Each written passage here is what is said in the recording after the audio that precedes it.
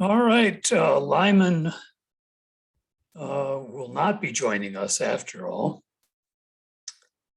So, first of all, congratulations, Beth. I saw you, was it 3 different categories? Actually, I was in 4. 4, and you had what, 2 first place? Mm-hmm. Yeah. And then a couple others? Yeah. I was shocked. Well, I'm not. Especially in, if they're formal categories, which is your forte. I mean, you work that craft a lot, so. As far as I know, we'll have a new vice president taking over for the Western region. I've not gotten that official announcement, but we did vote this week. In between elections, the board can nominate and vote somebody to step in. And Rich will be taking over. I'm not sure if he's joining us today or not.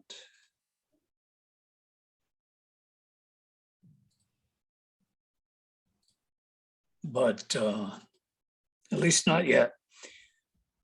Rich Fortel has volunteered to be the vice president and will take over, and probably, I think he'll have to be reelected at the next regular election. So this is probably the last time the 2 regions will be meeting together, unless we decide to have a joint meeting in the future. So Susan, I think, is that you? Are you in the West? I'm not really sure. Where are you? In Little Washington. Yeah, you'll be in the West. You're in the Valley, right? I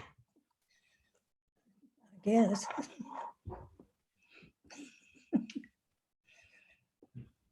So that's the announcements I've got. You got the announcement on the contests. I had 107 in the category I judged. So it took me 5 readings to get to some kind of a decision. So every poem was read at least twice. And then I would, at each stage, sort of like March Madness, knock off a bunch. And when I got to the last 17 or so, it was really hard. There were probably a good dozen that might have gotten at least an honorable mention. But then, I had to quibble. So I looked for minor flaws to weed out and try and make a decision. But that's good. I mean, I've judged some where I had the opposite problem, finding a winner. But that wasn't the case here. So congratulations to all the winners. Now, the workshop, if you've completed the form and you want to mail it to the poet in question, you can do that. You can choose to answer the questions on that form or come up with your own questions. It was just a series of things that I've used in classes and workshops before to help direct our attention at different elements of feedback. So with that, the first one I've got is Beth's poem. So I will put that on the screen.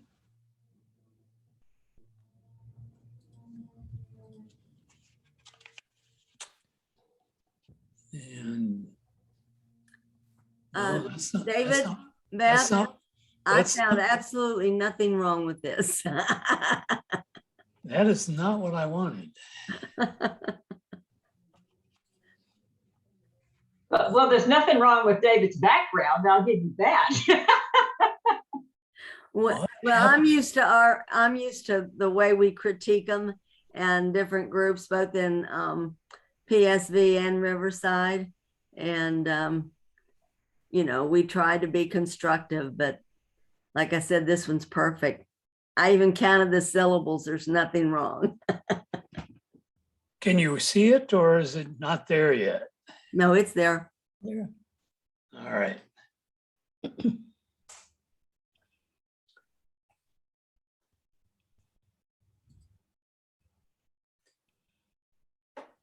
So borders, this shackled river hums her winter siren song. I skate toward the brink where melted ice meets water and search in vain for edges. So saying it's good is okay, but normally you want to do something more than that.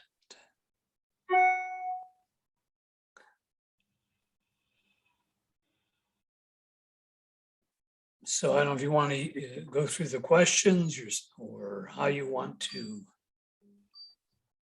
I personally think at this point, there are things to point out that are complete, that are very strong in the poem. I particularly like the last two lines. I just thought they were very strong and emotional and painted a beautiful picture. Yeah, and as Madeline pointed out, when you give feedback, you don't want to just look for things that need fixing. If you think it's something is working, you want to be sure to point that out. Because I don't know about you, but when I'm reworking a poem over and over and over again, at a certain point, I just start to say, oh, I don't, at this point, I'm confused as to what's working. And I need somebody else to take a look at it and tell me if what I think is happening. So. I agree with you, David, and it's really helpful because I have often been saved from editing out, as I call it, the magic. If somebody will tell me, whatever you do, don't touch word X or leave phrase Y. That's very helpful, I think, to a poet. I liked the shackled river. That was such an unusual combination of words that it spoke to me. Thank you.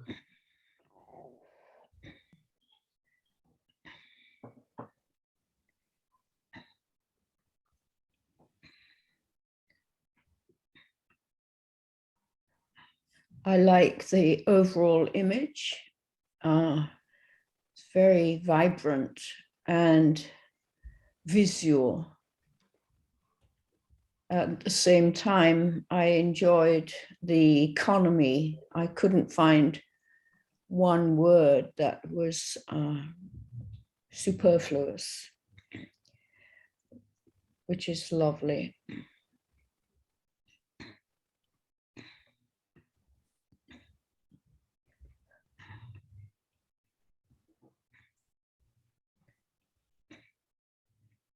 And I also like the fact that within the image, the writer, the Beth herself,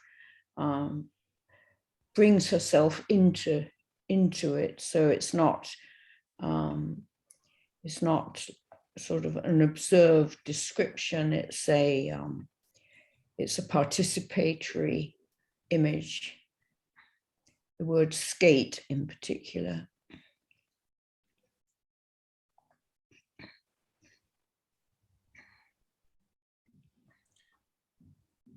Well, skating on ice near where the ice is thin, to me is suggestive of more than just the physical act, but seems an analogy or metaphor for something else going on in one's life.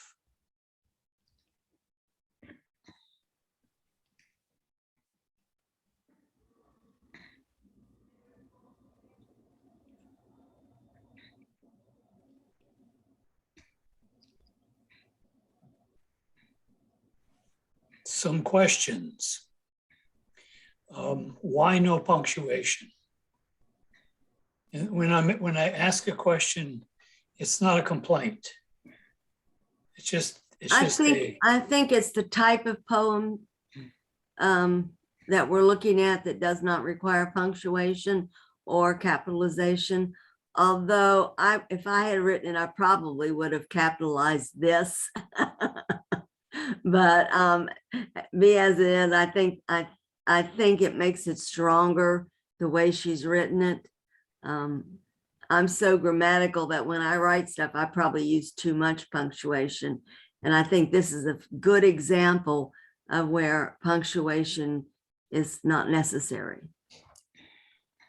To me, it's like the way we think. We don't think with punctuation. This is a thought.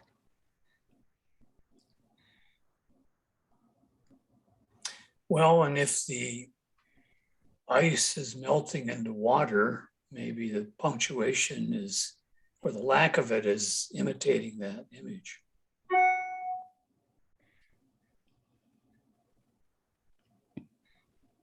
I mean, the only punctuation is the em dash.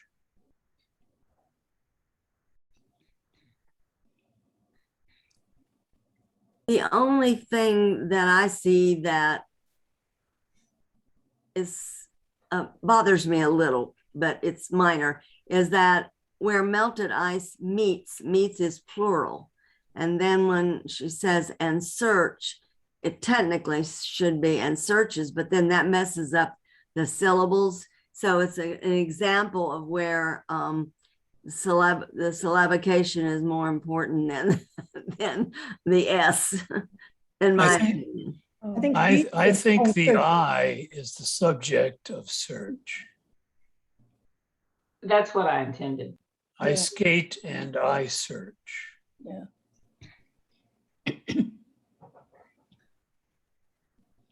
If, as David interprets the poem in terms of a metaphor for taking a big risk for some issue personally, then I am not sure about the addition of the siren song. I like the shackled because that could apply to the person as well. The person feels trapped or shackled in some way, but the siren song, it's an image that we know too well, and it takes away from the drama of that risk-taking, if you like, or that deliberate skating towards the edge. But that's why the siren song, it has called her to do this. Yeah, I understand that. I'm just saying that the siren song has so many associations apart from skating towards the edge of ice that it takes me out of the poem a little bit. But it sounds nice, siren song.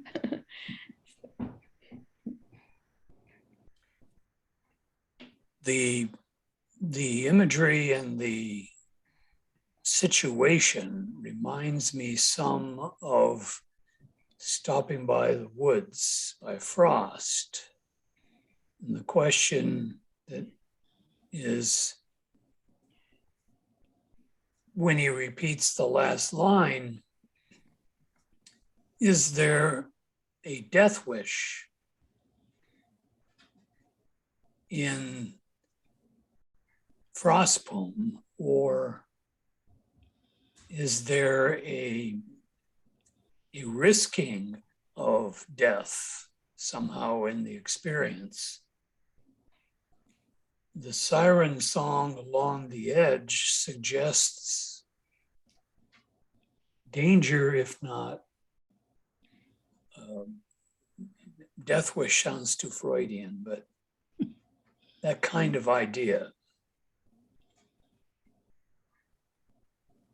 I don't know what Beth intended, but to me, the skater is really not part of this picture. That this is more about the message of a river in winter and covered in ice and how it slowly melts. I mean, the whole imagery. And I don't think it's particularly important about the skater. I think it has a much more in-depth meaning beyond a person skating. Interesting. I see the action as the I skate and I search. So for me, the action of the I is central. Well, then why is it called Borders? Well, that's a different question. The title might not be the right title.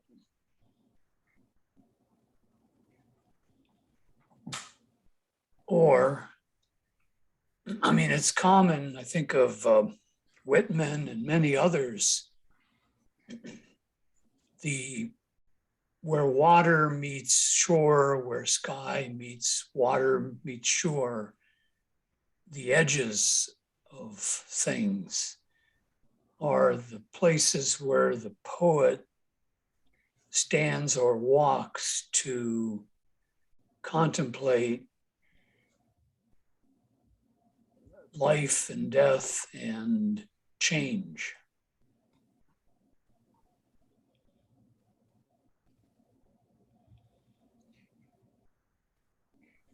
Maybe edges is better than borders. Or is that too much a hand coming down and pointing?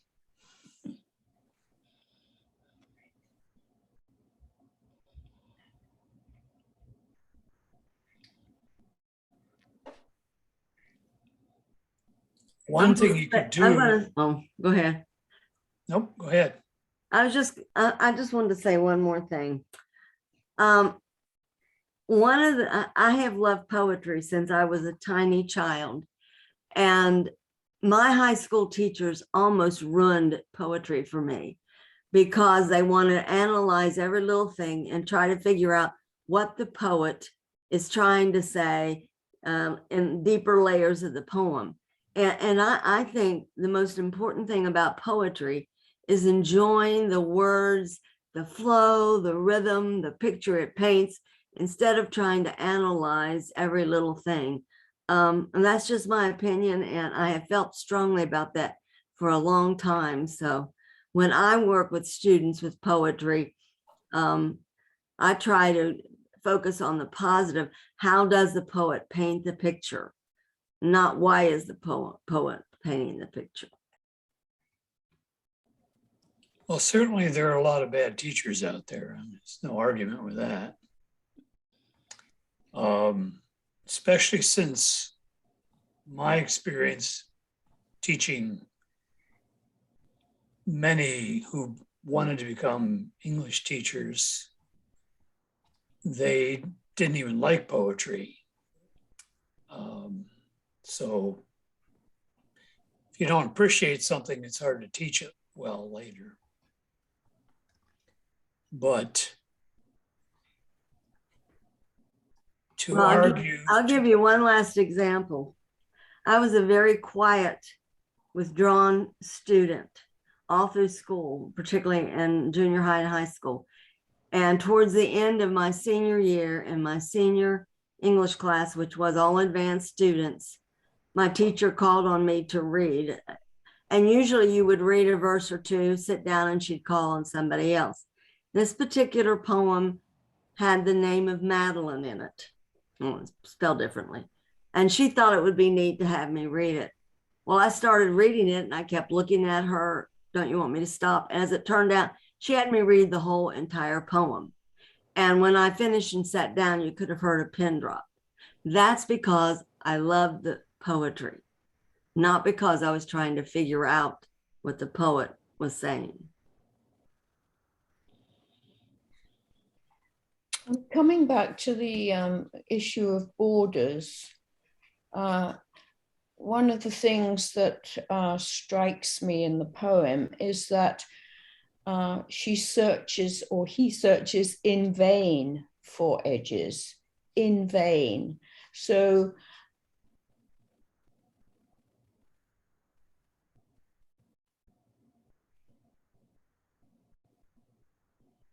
Did Linda freeze? Yeah. I can't hear her either. echoing, if you like, the idea that the reader is looking for a border and doesn't find it, doesn't find the edges.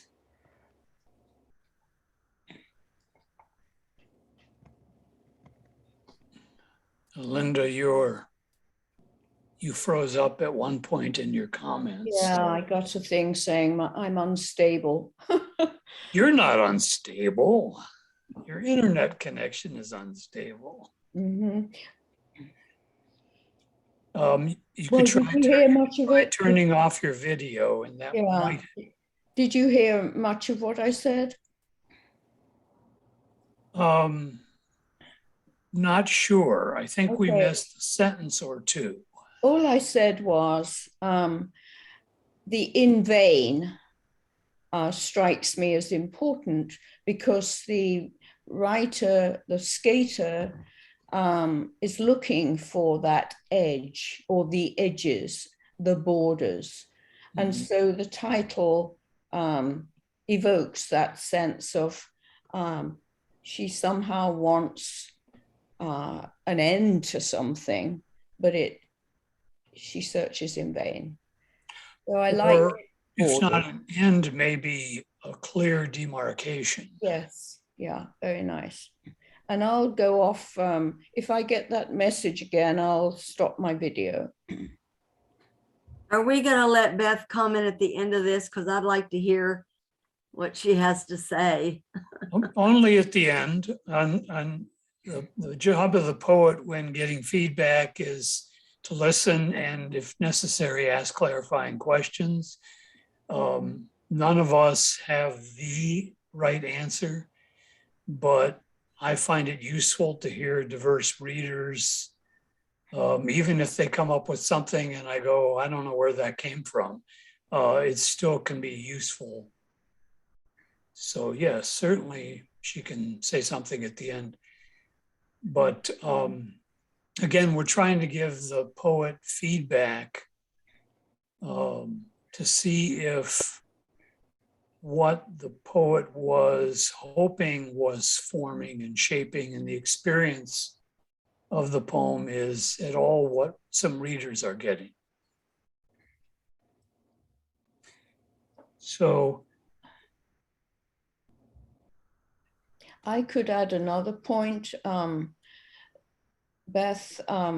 I like the shape actually of the poem, the left-hand side straight down, but it does occur to me whether we're talking here about water, river, melted ice and meeting water and searching in vain for edges. And I just wonder whether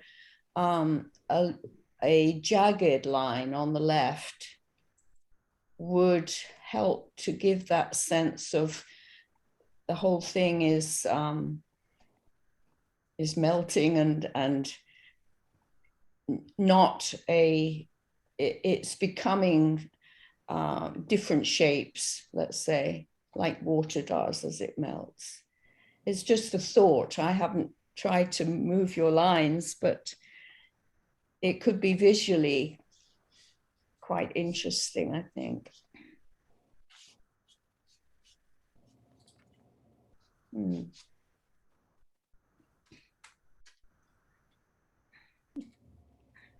Do William Carlos Williams kind of thing. Yeah. It's a moot point. I mean, it's just a thought. Well, As I especially said. in a small poem like this, Yeah. where the intensity of Mhm. every word is increased because there are few. That might not be something that, I mean, you could do something like that, Mhm. except that, you know, maybe this is too cute to put a brink at the brink. Yeah. Or even a tab after ice. Now, here we have personification, which softens winter. Of course, sirens were normally female, so that could work.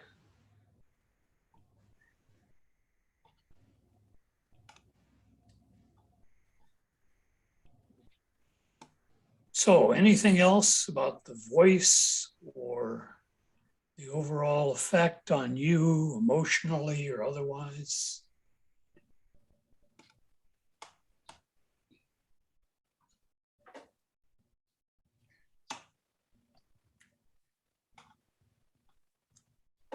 Beth, before you say anything, do you have any questions that you wanted answered that you haven't gotten? I think actually everybody has addressed any of the questions that I had. This was very, very helpful, and I really appreciate the diverse angles of interpretation. It's I think it's a very powerful way to offer constructive feedback. So I'm quite grateful. Okay.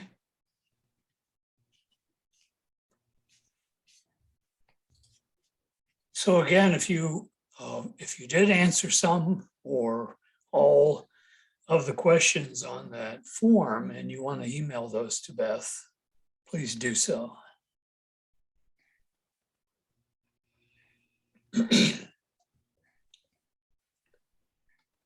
Does somebody want to, other than Sue, want to read Sue's poem aloud?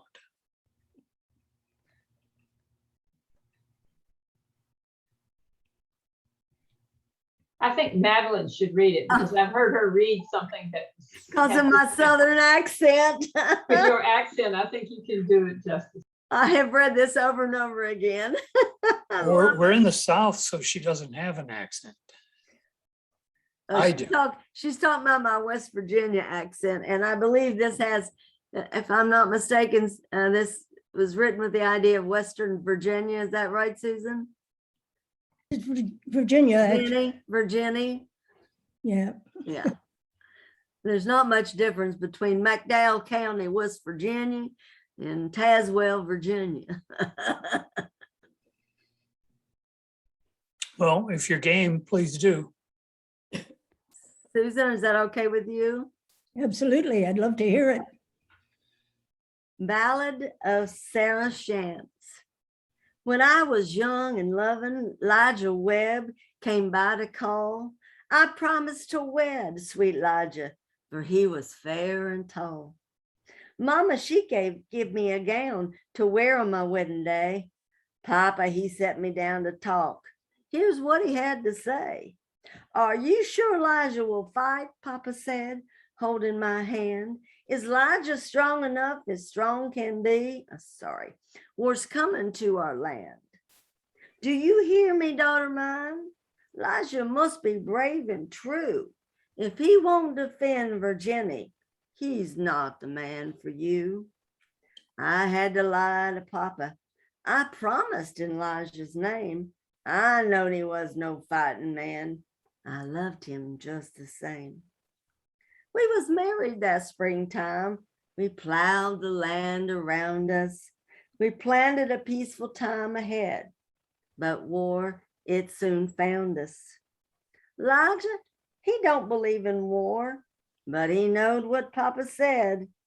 He went to war and promised me he would not come back dead. Praise be, Elijah finds a way to fight, but do no killing. He joins the quartermaster's corps. To feed men, he's willing. 4 years later, came he home. His scars are on his spirit. A dreadful battle he has seen. Nights he can still hear it. Our burnt house is built again. The land we begin to till. But Elijah suffers every day.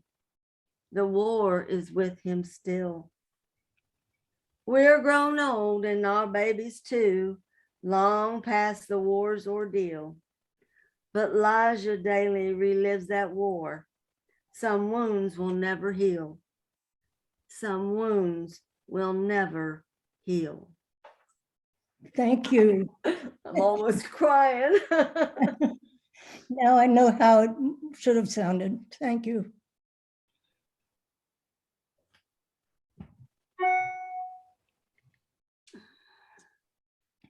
All right, feedback.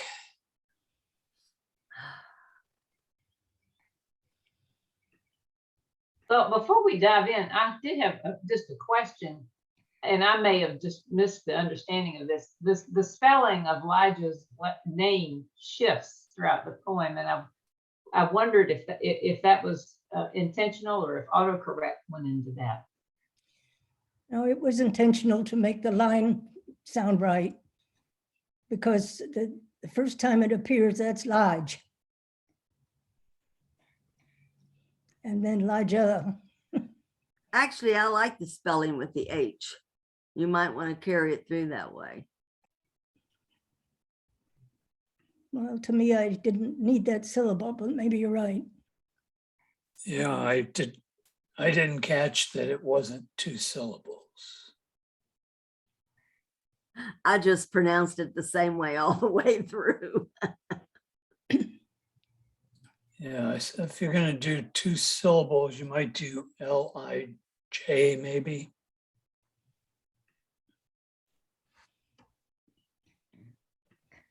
Well, I don't know. Lots of our words end in E and we don't pronounce it. Yeah, but it's an abbreviation for Elijah, Right. Elijah. And your intent may not come across with the spelling. I didn't for Madeline and didn't for me. And No. relatively minor point. The truth is, I wasn't sure how it should be pronounced. And so I read the poem several times. And that's when I decided it was Elijah. Well, I'll go through it, and if it works, I'll do that. Well, if you go by the scanning, basically built on a ballad stanza, Elijah Webb came by to call is, if you read it as 2 syllables, you have an almost perfect iambic tetrameter line. Whereas if you leave that off, you're short a syllable. That's right. So again, if that matters. Sure. It's one of the reasons I sent this, because I wanted to know if it was a ballad.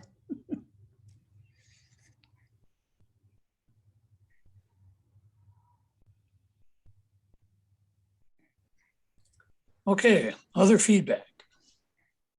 Any sort. Well, I have written a lot of ballads because I used to write folk music in my younger days. And the only problem I see with this in the ballad sense is the 6th paragraph. And I think that she probably needs to work on that a little bit. First of all, us, you know, she has the rhyming of us and us, which is not that big a deal, but the rhythm seems off, and it's such a beautiful picture that you see them plowing the land, that maybe she needs to work on it a little bit. I'm not sure what she needs to, how she can fix it, but that was the only verse that I found a little awkward. Okay, I think I did too.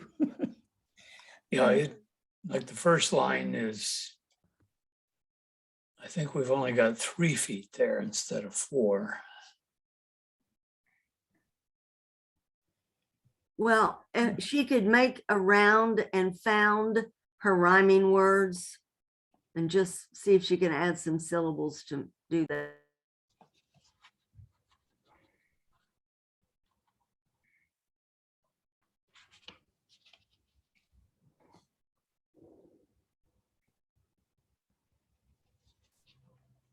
Other thoughts, questions?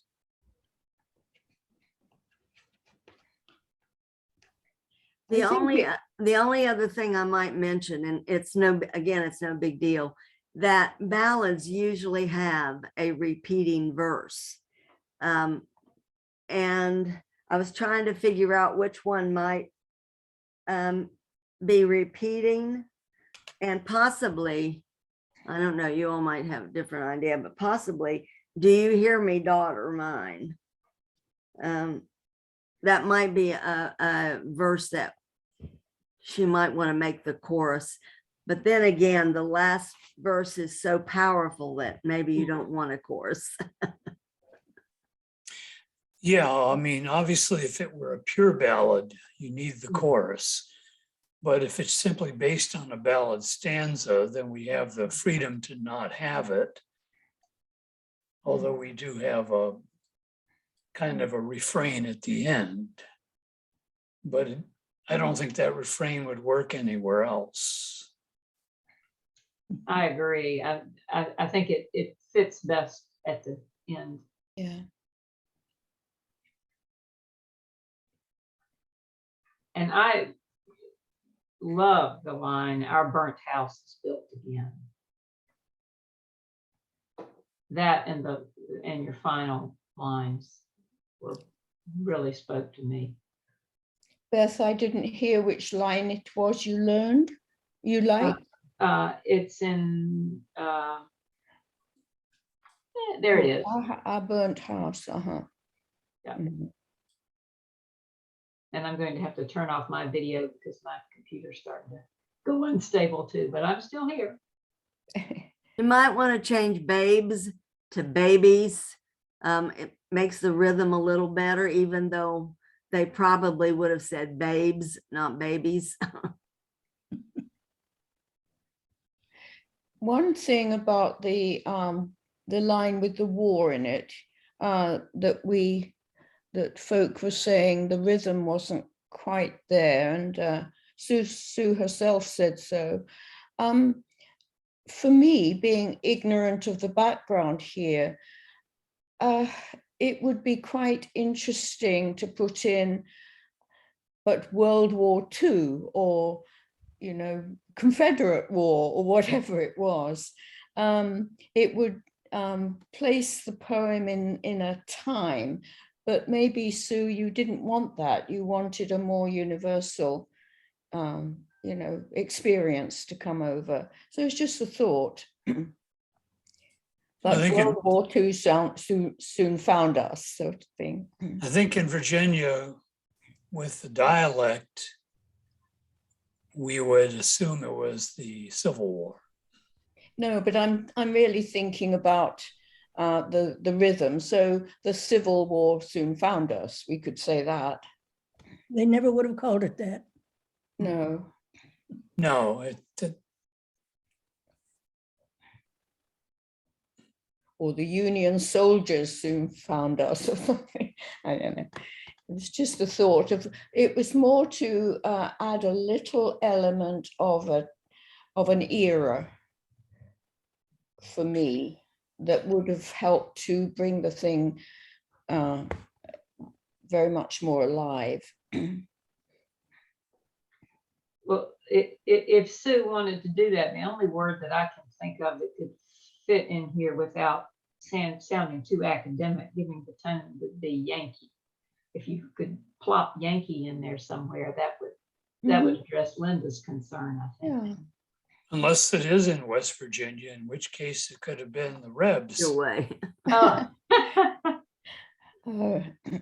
But here's I think the cue Mhm. tells us it's Mhm. probably the war of Yankee aggression. Mhm. Right. Well, I assumed it was a civil war Mhm. because, you know, she talks later about generations coming and leaving, and it just, plus the whole idea of the farm, and it, you know, it lent itself to a period of time in the 1800s to me. Yeah, I mean, Virginia was attacked during the Revolution Right. That's and true. the Civil War, unless you're talking wars with some of the native tribes before the Revolution. That's about it that would fit. So, I think coming from my perspective, I was not born in this country, let alone Virginia. So I'm thinking that if this poem is to appeal to a wider audience or readership, maybe a few little touches to identify the context would be helpful in universalizing it. Well, the only other war that I thought it was applicable to would have been World War I, because it was so devastating to our young boys. And if you'll remember the old, how you going to keep them down on the farm after they've seen Paris, World War I was just extremely traumatic. yeah, but this wouldn't fit then. No. No. And respectfully, I think the universality comes from the experience of a young couple being split up, Right. and the one that had to be the war fighter coming back forever damaged. Mhm. Certainly applies to Afghanistan or Iraq or the poor folks in Ukraine now. And to David's point, another universal aspect of it that I found extremely powerful was the parental tension, the deliberate lying to the father wanting a military response on the part of the son-in-law, and he's apparently a gentle soul who doesn't want to participate in the killing. That is just incredibly powerful. I really found that quite moving.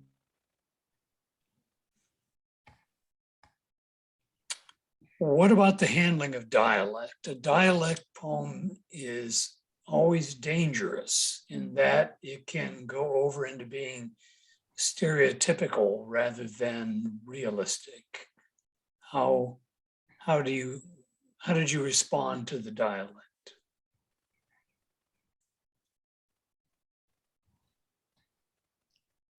You're on Well, mute, Madeline.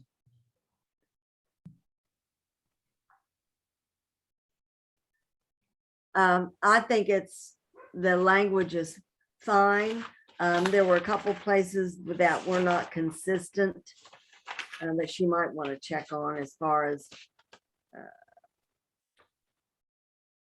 to make sure everything was consistent. That's all I'll say. Did the dialect get in the way, or did it help to enable the effect of the poem?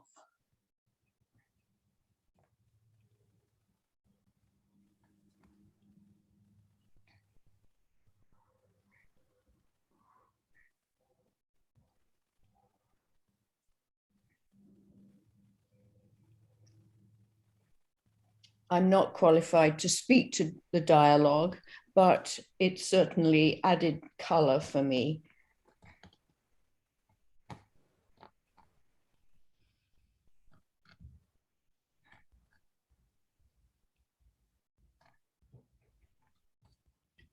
One of the things that I always find tempting when I see dialogue that reflects someone who's clearly not well educated is to dismiss maybe the strength of character of the person, which is a failure on my part. But I found that the character of the individuals portrayed in this poem came through as incredibly strong. And in that sense, the uneducated dialogue or the regionalisms made it stronger for me.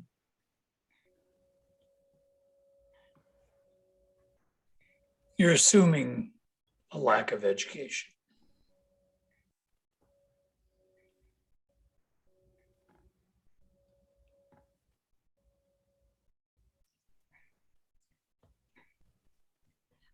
Could I ask a question here about a word, the word knowed, but he knowed what Papa said. Is that what I would think is he understood, he recognized, he appreciated, or he knowed is dialect here?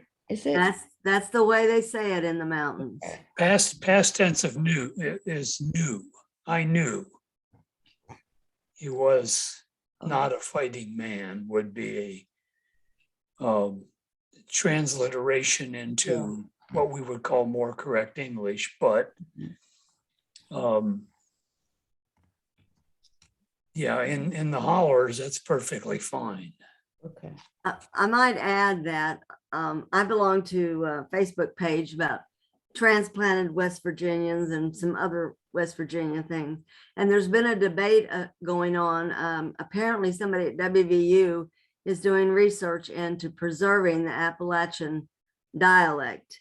And I think that's incredibly important because I know when I write some pieces, I've been criticized by the person reading it because they didn't get the dialect. So, and it's no different than preserving our Native American language or other things. I grew up singing Negro spirituals, and I would hate to think we would lose those. So, you know, it's preservation of part of our history.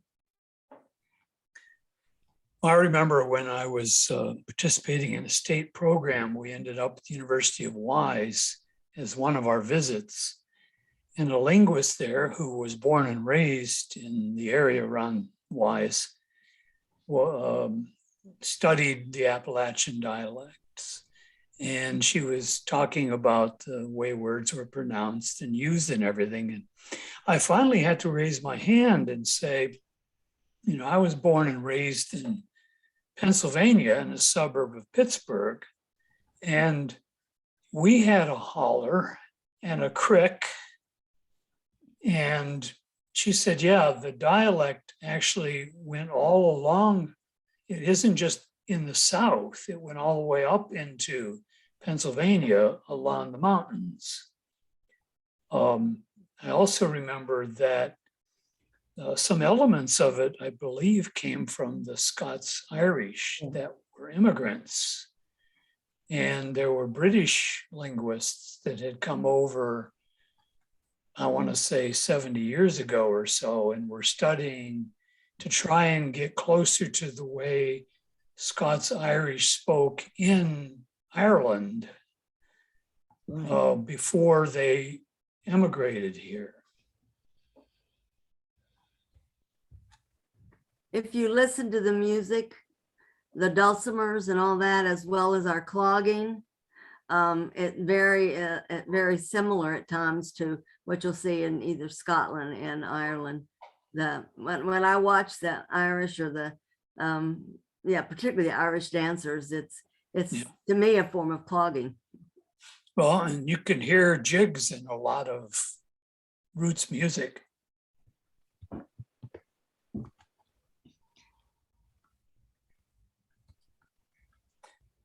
Okay, Sue, do you have questions for us? No, I'll just thank everybody for, especially Madeline, for reading that aloud. Now I know how my great-grandparents sounded. This is a true story. Oh, It was my pleasure.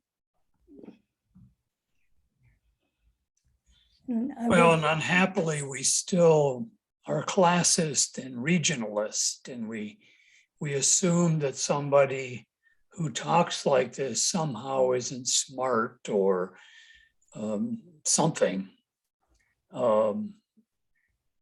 rather than just, I mean, you can see it.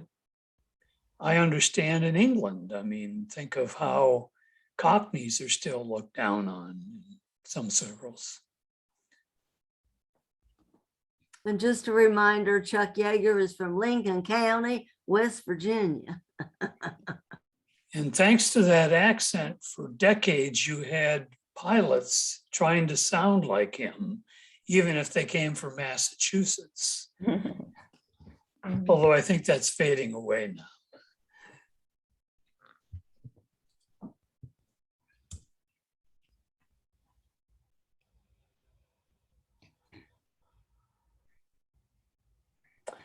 All right, would somebody like to read Linda's poem aloud?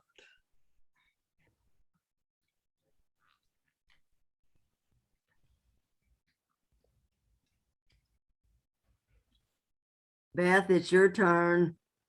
Okay, I'm just pulling him up here. I'll be glad to, if that's all right with Linda. Yes, that's fine.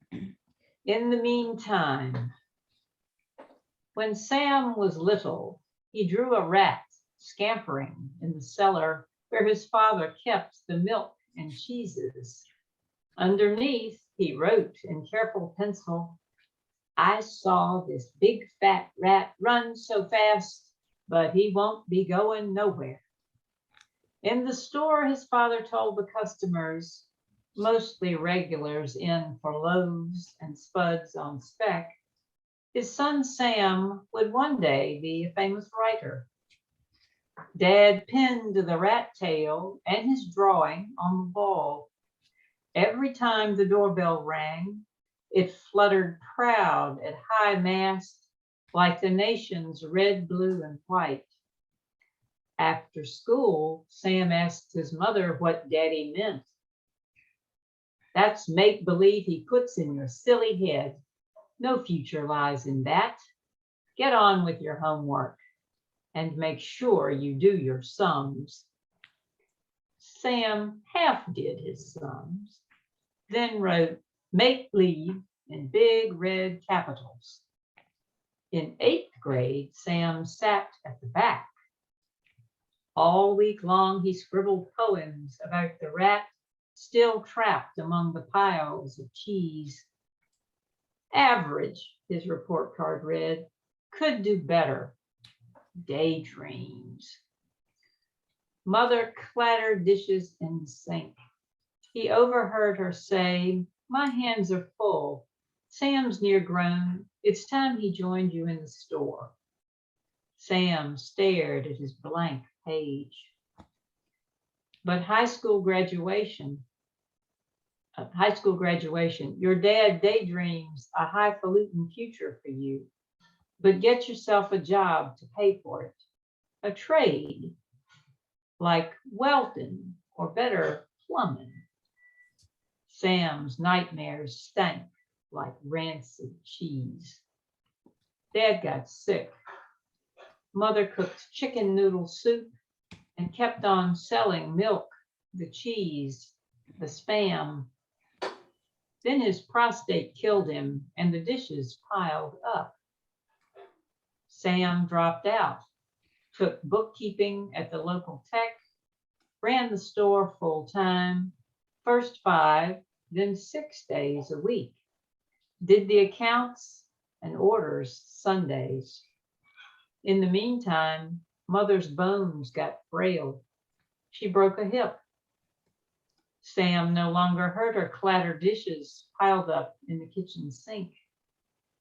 Then a Walmart came. The family's sales went down. A few regulars drifted in from time to time. The milk went off. The cheddar cheese went moldy. 6 days a week for the 30 years at 8 a.m., Sam hung out the open sign and switched to closed at 8 p.m. before he washed his bowl and plate. Last thing at 10 p.m. before he went to bed, Sam made sure to spread rat poison across the cellar floor just in case the food inspector came.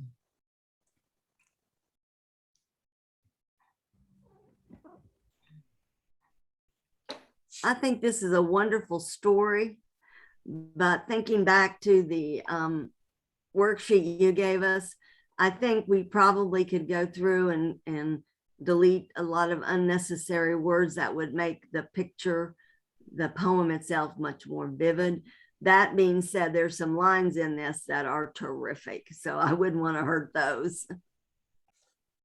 Is there an example of either you'd like to point out? Sam's nightmares stank like rancid cheese. Oh my goodness, that's powerful. I wrote that one down, and I also absolutely love the milk went off, the cheddar cheese went moldy. Please don't do anything to that line. I love it.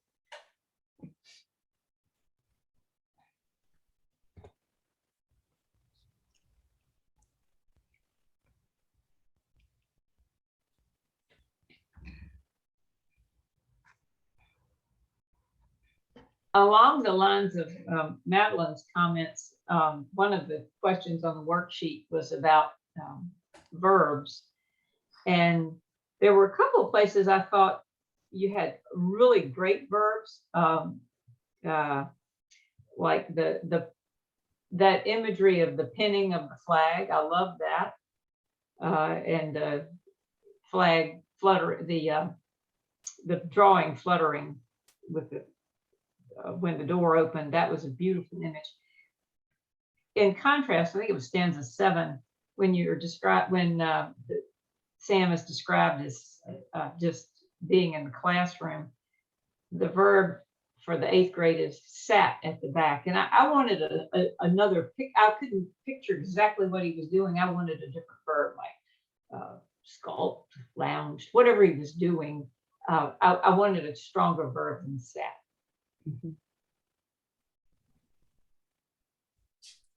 So huddled or sprawled or Hid. whatever. Slumped. Oh, I like that. Lumped is good. Yeah. He was probably hiding, so maybe a word, Yeah. a synonym for hid that's stronger.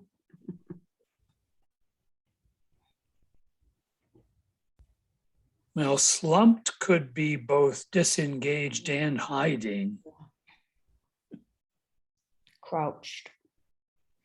Now, if you slump, especially if you're in the line of sight of the teacher, you're trying to get out, you won't be called on. So I really like that verb.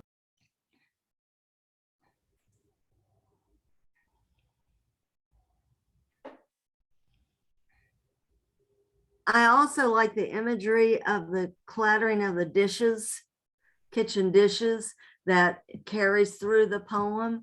You might want to focus a little bit more on that, bring it out a little bit more, because it's clearly like a thread running through that you picture. So I like that imagery.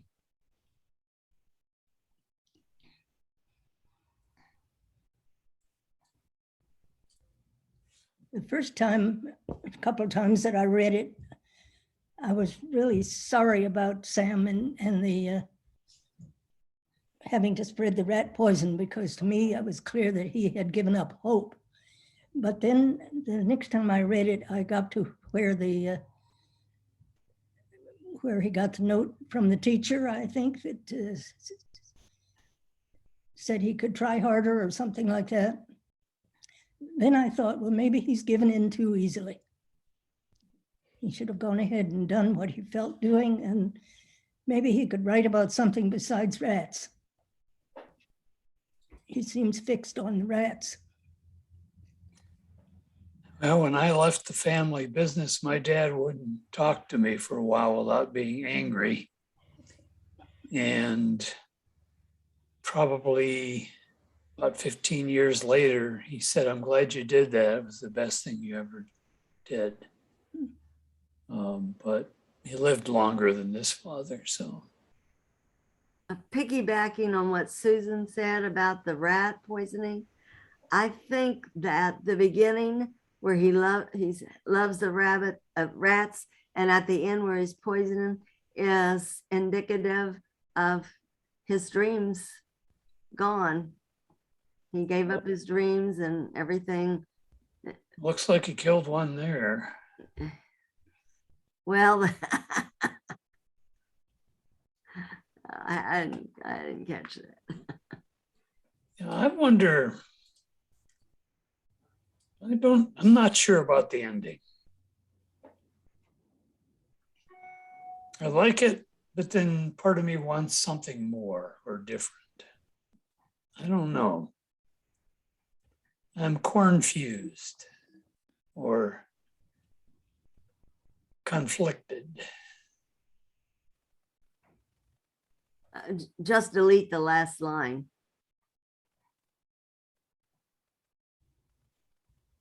Well, one thing that could be an angle to take, I also grew up in a small town, and I was the daughter of a merchant who dreaded the inevitable coming of the Walmart, which of course came, took the family business and all. But the sense that I got reading it was that basically there are no more customers. And I'm wondering if you change that last line to something to say something like for the food inspector who never came, who did not come anymore, something along those lines, to indicate that the business is no longer really a business, and he's not even on the radar screen of food inspectors. That would be another way of just a thought. I don't know that that's the way it works. Just in case a rat came. Oh, a realtor. Oh, interesting.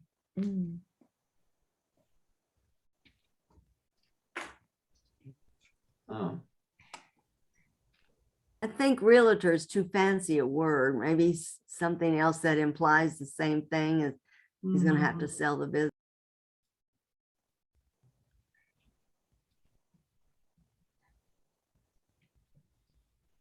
Something like the old guy coming, the mortgage that was never paid, and the old.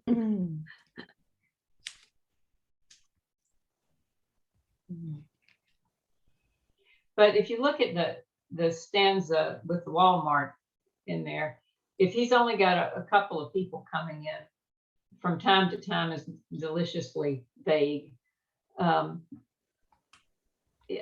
get the feeling of somebody who's sticking to the routine of opening and closing when he might get a customer maybe once a week or something like that. And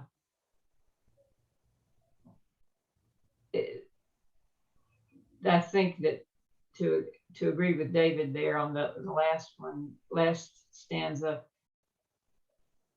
I wanted to get a stronger sense that the business was really dead.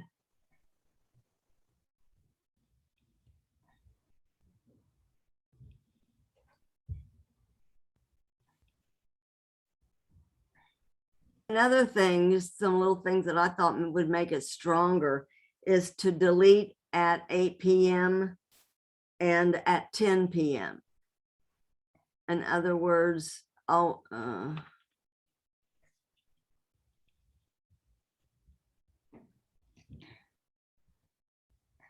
threw away.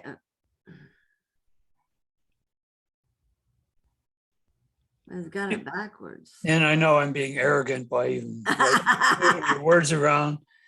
It's your Well, poem. that made it. I never assume that anything I'm saying is the right thing. It just,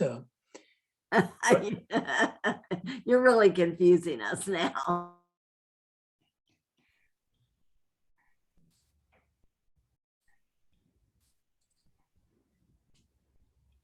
In other words, 6 days a week for 30 years, Sam hung out the open sign and switched to clothes before he watched his bowl and plate. It just sounds so much stronger.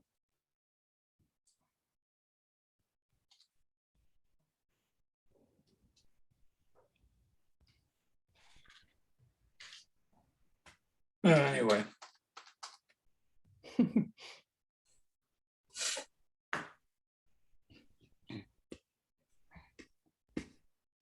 I mean, I like the ending, but then part of me wants something more final.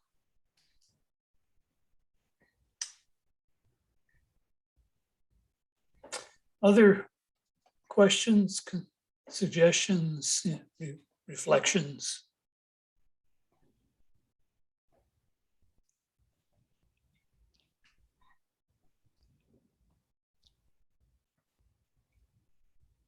Linda, do you have questions for us? Well, thank you. And thank you, Beth, for such a great reading. I actually have a lot of questions. I have not written narrative type poems before. This is one of the very few that I've been trying. And I was interested in, was it Susan or Madeline who said they would like me to pare down the wordiness. And believe me, I have struggled with this poem, many versions, to cut down wordiness and even cut out whole stanzas. So I would really like some actual examples of where that could happen. I was interested too in the interpretations that folk put on the little story.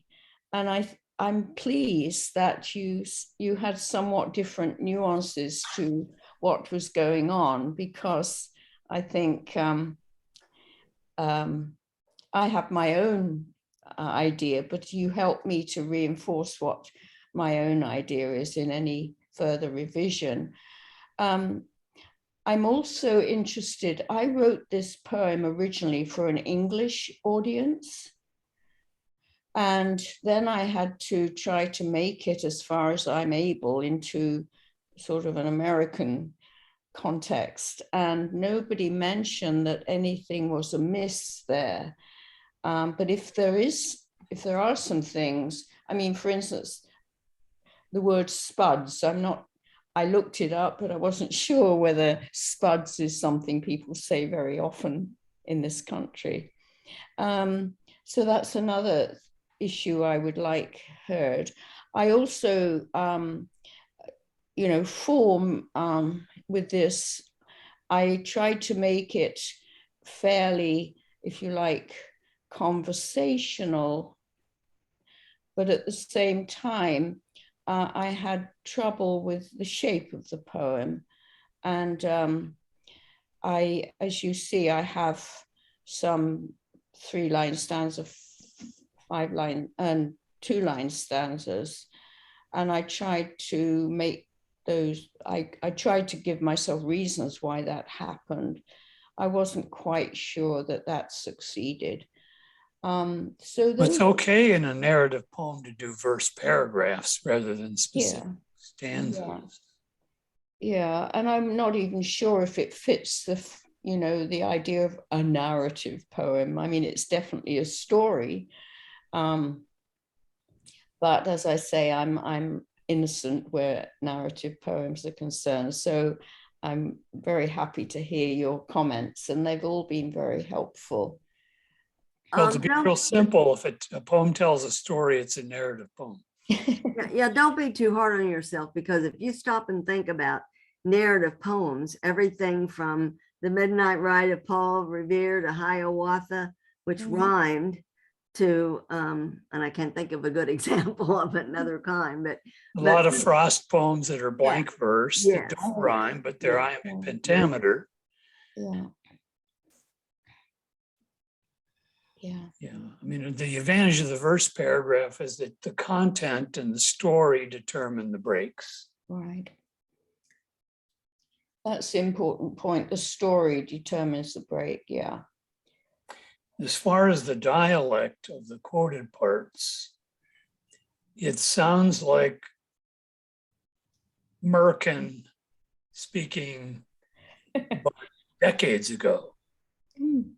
And since it's, because I don't hear too many people say highfalutin anymore, even in the South. But if he's been in the store for 30 years, and that's after school, That's right. then we're talking maybe 4 decades or 5 decades ago for when some of this dialogue occurs. Right. That might be okay. That was just my feeling. I think she did a good job of Americanizing it. I really do. Good. Wondered about one word, a trade like Weldon. I'm not sure we say that. We say get a job. Oh, a job. Okay. I think trade might be a little on the British side. Okay. Well, actually, if you've worked in the community college systems in the South, they were known as trade schools. Oh, Yeah, So, plumbing and carpentry are trades, and they're apprenticed and journeymen, and Right. so that is a it's all right. Then I didn't. a formal expression of a particular kind of work. Okay, but Mama there isn't talking formal. Mm. well, it could be my part of Virginia, but I heard growing up, many people refer to learn a trade in everyday speech. It was very common. Okay, I guess I just don't mix in the right company. I hadn't heard it. Yeah, and we heard it a lot growing up in Michigan, where you had lots of opportunities for trade work, and you had populations of Midwesterners mixing with Mississippians and Kentuckians and Tennesseans who moved there for the auto jobs and everything. So Right. It also makes me think of early parts of like New York City, where there were so many immigrants, and the small grocery stores and all that. That was kind of the image I was getting. Mm. I was thinking more like a IGA in a small town.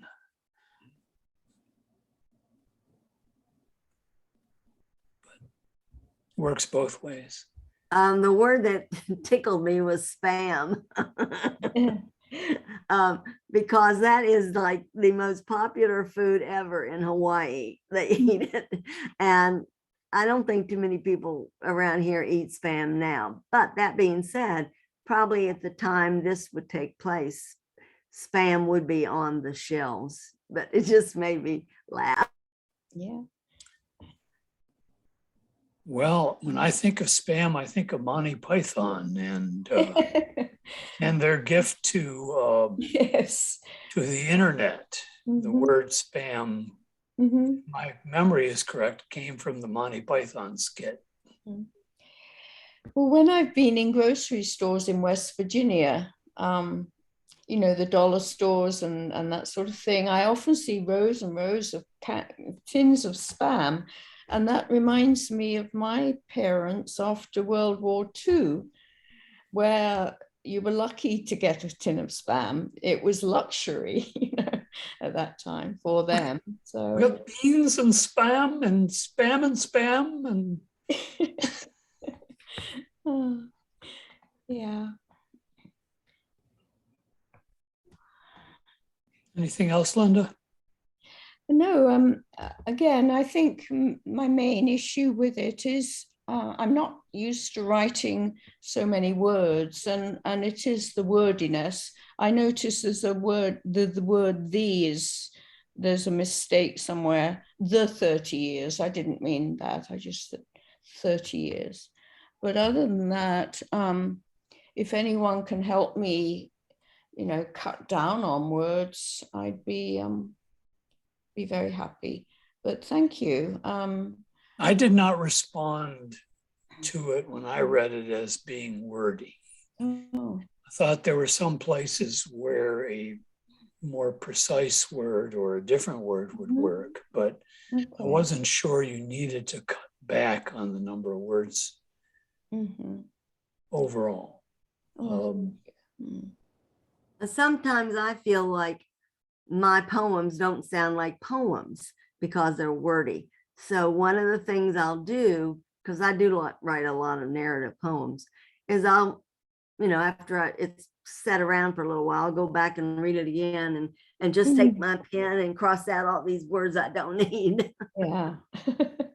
Yeah. Well, you know, what you could do is, if you haven't done it, is read, especially if you want to get at more American, is read good narrative poets who wrote in this country, Robert Frost,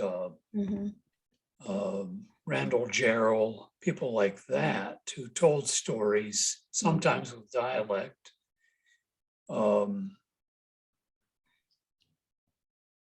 And the Wright, Charles Wright. Yes. Dave Wright too. Well, another point along the lines of the volume of words, perhaps is the way to put it. You're covering such a long time period that I don't think it would be effective if you pruned it by, say, 50%. I think the emotional journey and the physical journey that Sam goes through would lose something if you condensed it too much. So I agree with David along those lines. I did not find it too long. I think the precision of some of the verbs could be enhanced to make it even more powerful. But as far as length, I did not have an issue. Well, thank you very much. Yeah, thank you, all of you. It's very valuable, and it's given me a little bit of courage and hope, because I've been feeling a little depressed about it. So thank you. Please don't get rid of that cheddar cheese went moldy. I love that. I don't know why that resonates with me. Well, maybe it'll turn into gorgonzola. I don't know. Good. Who knows? Well, you certainly have a lot of syllables.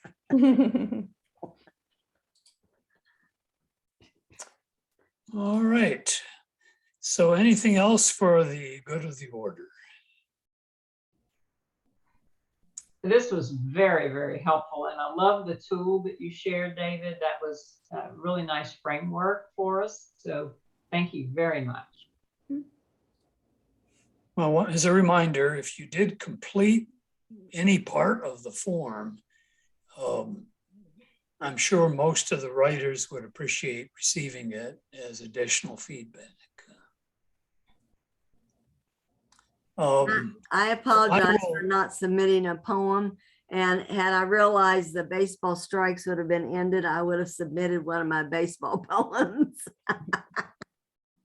Well, we'll do this again. I will send out an announcement once it's formal that the two regions are meeting separately again, and then Rich will get a hold of those in the Western region. This is probably going to change our fall, our October poetry festival. Given that our region will run from Fauquier, Culpeper to Caroline to King George, is Fredericksburg then, or Spotsylvania, the best place to move our festival where we've been doing it? Most of the people live on the east side, but what's your advice? I think Well- Germanna has been a wonderful venue for us. So if we can continue to use that, then I vote for that. Well, I think that David has been just a treasure as far as getting it for us at no cost. Cost is going to be a factor if we go anywhere else. And many of the library facilities are in high demand. I'm in several other groups, and it's incredibly difficult to book a library venue these days. And that's the only other location that comes to mind immediately that we could get it at no cost to us. Well, hopefully they will agree to doing it again. If we make it a co-sponsorship where the students are invited and encouraged to attend, and faculty and staff as well, then that normally means they're more willing to do it at no cost. And I'd love to get more students to attend. So. Just Okay. a reminder, April is National Poetry Month. And if you're not a member of the Academy of American Poets, you can still go to their website. And one of the neat things they do is Poem in My Pocket. So if you're not familiar with that, go to their website, but it's a really neat thing. And I used to encourage my students to have a poem in their pocket, and it was a lot of fun.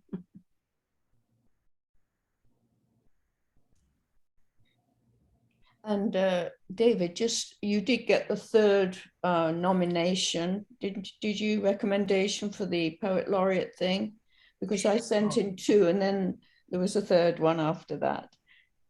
Well, there was the first 2, one of them had not published a full-length book.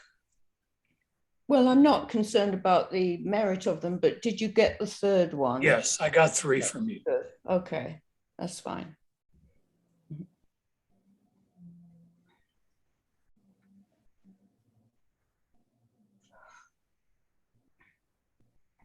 Okay, well, thank you all. Have a good weekend.